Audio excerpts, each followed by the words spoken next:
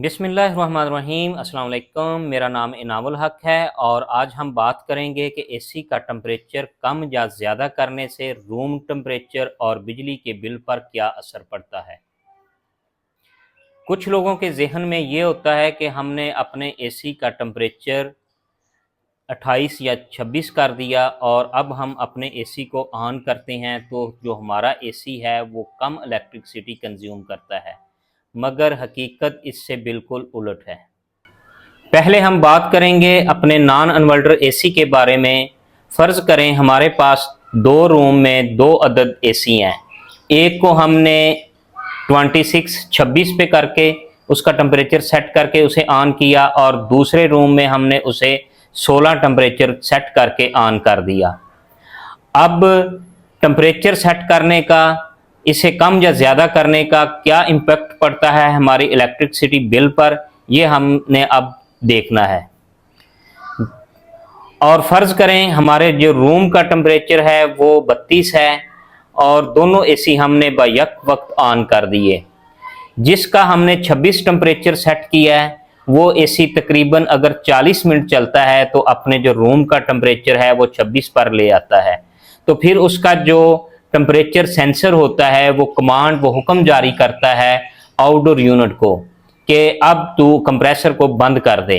तो उसका जो नॉन इन्वर्टर का जो कंप्रेसर होता है वो मुकम्मल तौर पर बंद हो जाता है, उसका करंट कट हो जाता है, कंप्रेसर बंद होता है और हमारे इंडोर यूनिट का जो ब्लोअर होता है जिसे हम फैन कहते हैं वो चलता रहता है, क्योंकि जो फैन होता है वो रूम की एयर को वो सर्कुलेट कर रहा होता है। और इसी तरह दूसरे रूम में हमने जिसका 16 पे सेट करके टेम्परेचर उसे ऑन किया, वो तकरीबन ये कह लें 70 मिनट में अपना जो 16 का टेम्परेचर है वो टारगेट अचीव कर लेगा और उसके बाद वो भी उसका जो टेम्परेचर सेंसर है वो आउटडोर यूनिट को कमांड भेजेगा, हुक्म जारी करेगा, भाई अब आपका काम ख़त्म हो गया, हमने जो हमारा टारगेट था वो अचीव कर लिया, अब तू एक दफ़ा बंद हो जा। तो फिर जो हमारा कंप्रेसर होता है वो बिल्कुल बंद हो जाता है और इसके बाद जब दोबारा इसने ऑन होना होता है तो इसका जो डिफरेंस होता है वो 2 डिग्री का होता है। जिसे हमने 26 पे टेम्परेचर सेट करके ऑन किया, जब उसका टेम्परेचर 28 होगा तो फिर जो सेंसर है, टेम्परेचर सेंसर है, वो फिर कमांड जारी करेगा कंप्रेसर को, कंप्रेसर ऑन हो जाएगा। इसी तरह जिसका हमने 16 टेम्परेचर सेट किया, अगर वो उस रूम का टेम्परेचर 18 पे जाएगा तो फिर वो कमांड जारी करेगा आउटडोर यूनिट को, उसका आउटडोर यूनिट का जो कंप्रेसर होता है वो ऑन हो जाता है। अब फर्क क्या रह गया, जो पहला हमने 26 पे सेट किया वो 40 मिनट चलने के बाद उसने वो 26 पे आ गया और जिस रूम का हमने 16 टेम्परेचर सेट किया था वो 70 मिनट चलने के बाद 16 पर आ गया। अब उसके बाद उसका ऑन ऑफ का दोनों एसी का जो साइकिल है वो सेम चलेगा। वो जो 2 डिग्री डिफरेंस है इस पे ऑन ऑफ होता रहेगा। फर्ज करें हमारा जो एसी है अगर 15 मिनट चलता है तो 10 मिनट बंद रहता है, दोनों का यही सिलसिला जारी रहेगा। अब 24 घंटे चलें या 12 घंटे चलें, फर्क सिर्फ पहली दफा जो ज्यादा एसी चला है आधा घंटा या 40 मिनट, सिर्फ वही फर्क आता है। हाँ, दूसरी बात ये कि ये ना हो कि हमारा रूम बहुत ज्यादा बड़ा हो, 16 पे टेम्परेचर आए ही ना, यानी कि वो एसी की कैपेसिटी से वो रूम ज्यादा बड़ा हो, तो इस चीज का आपने लाजमी ख्याल रखना है। जी, हमारा जो पहला पोर्शन था वो नॉन इन्वर्टर एसी के बारे में था। अब हम बात करते हैं इन्वर्टर एसी के बारे में। हाँ, एक बात ये जहन नशीन कर लें, पीक लोड पे इन्वर्टर हो या नॉन इन्वर्टर एसी हो, ये मैं बात कर रहा हूँ 1.5 टन के एसी की, दोनों ही तकरीबन सेम जो करंट है सेम कंज्यूम करते हैं। अगर 1.5 टन का जो एसी है, पीक लोड के ऊपर इन्वर्टर और नॉन इन्वर्टर दोनों तकरीबन 8 से 9 एम्पेयर वो लेते हैं। चले हम अब देखते हैं जो इन्वर्टर एसी है वो किस तरह चलता है। अगर हम इन्वर्टर एसी को 26 या 16 पे सेट करके चलाते हैं तो जब ये इन्वर्टर टेक्नोलॉजी वाले एसी हैं जो जब स्टार्ट होते हैं, चलना शुरू करते हैं, तो ये 0 एम्पेयर से स्टार्ट होते हैं। पहले 0, फिर ऐसा ऐसा कुछ पॉइंट चलते चलते 1 एम्पेयर, 2, 3, 4, इस तरह जो कंप्रेसर है इसके जो आरपीएम है वो इंक्रीज होते हैं और ये भी तकरीबन जो 1.5 टन का एसी है 8 से 9 एम्पेयर जो है ना करंट लेता है। तो जब ये ज़ीरो से स्टार्ट होता है तो यही वजह है कि जो इन्वर्टर टेक्नोलॉजी वाले एसी हैं वो इजीली यूपीएस पे जो हमारे सोलर इन्वर्टर हैं उसके ऊपर रन होते हैं, चल जाते हैं। इसके मुकाबले में जो नॉन इन्वर्टर होते हैं वो नहीं चलते, क्योंकि जब हम नॉन इन्वर्टर को ऑन करते हैं तो उसका टार्क लोड होता है।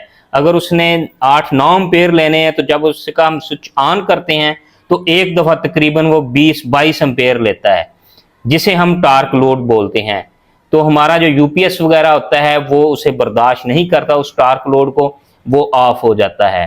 चलें, ये तो एक अलग बात होगी। अब हम बात कर रहे हैं कि इन्वर्टर जो एसी है वो ज़ीरो से स्टार्ट होता है, तो इस तरफ जब तो पीक लोड पे आता है तो 1.5 टन का एसी है वो तकरीबन 8 से 9 एम्पेयर कंज्यूम कर रहा होता है।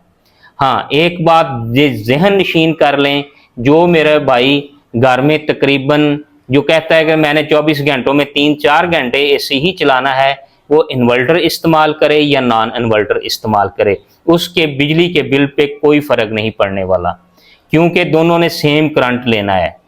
जो हमारा नॉन इन्वर्टर है वो अपना टेम्परेचर पूरा करने के बाद उसका कंप्रेसर ऑफ हो जाता है, और जो इन्वर्टर है जब इसका टेम्परेचर रूम टेम्परेचर पूरा हो जाता है, हमने 26 रखा या 16 रखा, तो उसके बाद इसका जो टेम्परेचर सेंसर है वो इसके पीसी बोर्ड को, जो इसके अंदर आउटडोर के अंदर जो किट लगी होती है, उसे जो सिग्नल भेजता है कि अब टेम्परेचर पूरा हो गया।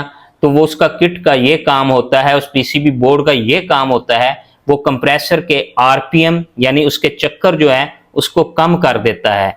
इसीलिए फिर जो एसी है वो तकरीबन 1.5 टन का एसी तकरीबन 3 या 3.5 एम्पेयर कंज्यूम करता है। तो फिर ऐसा ऐसा ये इसी वो जो मैंने बताया ना, कम एम्पेयर पे चलता रहता है, तो इससे इलेक्ट्रिसिटी का जो बिल है कम आता है। तो इसके मुकाबले में जो नॉन इन्वर्टर होता है वो थोड़ी देर के लिए बंद हो जाता है। जी हाँ, एक और अहम बात, अगर कोई ये कहता है कि मैं अपना एसी जो है 26 या 28 पे चलाता हूँ तो इतनी ज़्यादा कूलिंग करता है कि हमें कंबल वगैरह ओढ़ने पड़ते हैं, तो ये उसका जो एसी है ना, जो उसकी गलतफहमी है, कूलिंग ज़्यादा करता है। उसका जो टेम्परेचर सेंसर है ना, उसे वो अपने एसी टेक्नीशियन से चेक करवाए, उसमें प्रॉब्लम है। वो एसी को कमांड ही नहीं देता कि अब जो रूम टेम्परेचर है वो मेंटेन हो गया, जो उसने टेम्परेचर सेट किया है वो पूरा हो गया, अब मैंने इसके आउटडोर यूनिट को ऑफ़ करना है। या इन्वर्टर एसी है तो उसके जो आरपीएम है कंप्रेसर के, उसको कम करना है, कम करंट पे, कम एम्पेयर पे आना है, तो उसका जो है ना टेम्परेचर सेंसर होता है ना, वो ख़राब होता है। तो वो फ़ौरन अपने टेक्नीशियन से रब्ता करे, उसे रिप्लेस करवाए, जो भी उसकी प्रॉब्लम है वो उसे सॉल्व करे। अगर वो ये सोच ले भी मेरा तो एसी बहुत ज़्यादा कूलिंग कर रहा है, ये करंट कम ले रहा, तो ये उसकी गलतफहमी है। करंट उसी वक्त कम होगा जब आपका जो टेम्परेचर सेंसर है आपके आउटडोर यूनिट को बंद करवाएगा, या जो इन्वर्टर यूज़र हैं उसके जो आरपीएम है उसे डाउन कम करवा देगा, कम हो जाएंगे और वो कम एम्पेयर लेगा, तो उस वक्त उसका जो इलेक्ट्रिसिटी है कम कंज्यूम होगी। तो इस बात का ज़रूर ख्याल रखें, अपने टेक्नीशियन से ये ना लाजमी चेक करवाएं। अगर मेरी वीडियो आपको पसंद आई है, मेरे चैनल को सब्सक्राइब करें, लाइक करें और अपने दोस्तों अजीज़ों में इसको शेयर करें, क्योंकि इससे किसी का फ़ायदा हो सके। और नेक्स्ट टॉपिक, नई वीडियो के लिए अपनी दुआओं में याद रखिएगा और मुझे इजाज़त दें। अल्लाह हाफिज़।